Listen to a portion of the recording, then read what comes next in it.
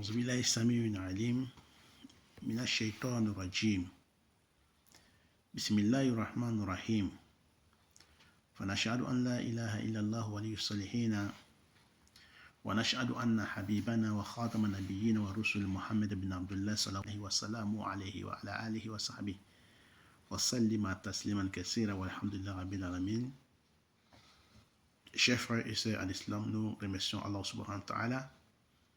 Nous le glorifions, Allah le omnipotent et omniscient, Allah le miséricordieux Allah. Nous le glorifions, nous le remercions. Nous demandons à Allah subhanahu wa ta'ala sa protection contre les satans lapidés. Nous demandons à Allah subhanahu wa ta'ala de nous faciliter la prière. Salut Père sur le prophète Mohammed. Salut Père sur le prophète Mohammed ainsi que sa famille et tous ceux qui vont le suivre jusqu'au jour de la résurrection. Chers frères et sœurs à l'islam, conseil du jour. Nous sommes en face de vous aujourd'hui encore pour un conseil du jour. Qu'à la face que nous soyons des musulmans sincères, pieux, et qu'à la face que nous soyons parmi les musulmans qui croient à Allah subhanahu wa ta'ala jusqu'au dernier jour. Amis. Donc, chers frères et sœurs à l'islam, nous vous saluons avec meilleure salutation. Assalamu alaikum wa rahmatullahi ta'ala wa barakatuh.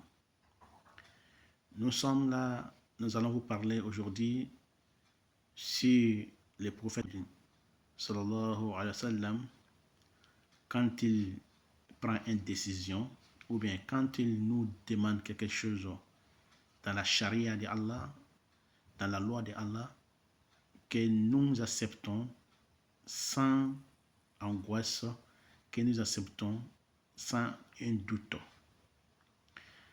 Voilà, Allah subhanahu wa ta'ala nous dit dans Sourate An-Nisa, verset 65, Allah nous dit, A'udhu billahi minash shaitanir rajim, non, pas ton Seigneur, ils ne seront pas croyants aussi longtemps qu'ils ne t'auront demandé de juger de leurs disputes et qu'ils n'auront éprouvé nulle angoisse pour ce que tu auras décidé et qu'il se soumet complètement à ta sentence. Allah subhanahu wa ta'ala nous parle dans Sourate Nisa, chers frères et sœurs en islam.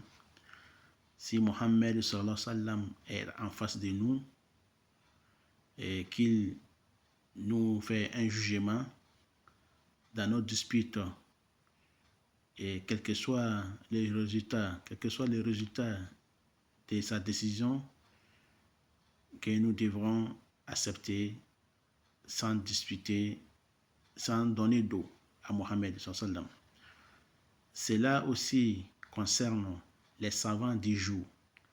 Quand je dis les savants du jour, je ne parle pas des savants qui sont corrompus, les savants qui sont là en face des communautés pour les ventres. Penser à leur ventre. Quand je dis penser à leur ventre, les savants qui prennent leur religion comme commerce, qui prennent leur religion comme ostentation et qu'ils mangent avec leur religion, qu'ils escroquent avec leur religion. Je ne parle pas de ces savants-là, je parle des vrais savants.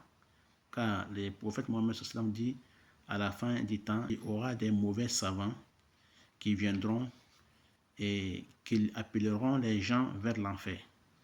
Donc, chers frères et sœurs en islam, quand un savant aujourd'hui, qui est le bon savant, qui fait la sunna de Rasulullah, c'est-à-dire qui suit les traces de Rasul Mohammed et qui applique la charia, qui applique le Coran comme il faut, et quand vous avez une dispute, vous venez le voir.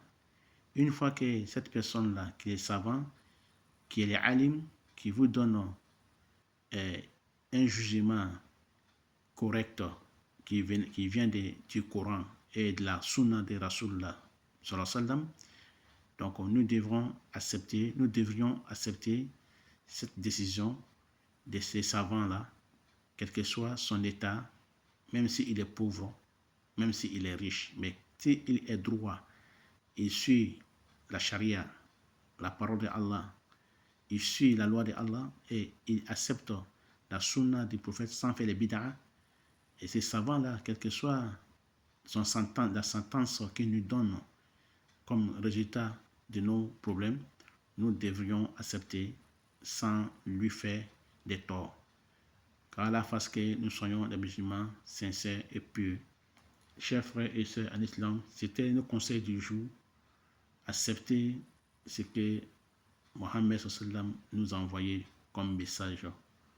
Succès. Assalamu alaikum wa rahmatullahi ta'ala wa barakatuh. Wa ila lika.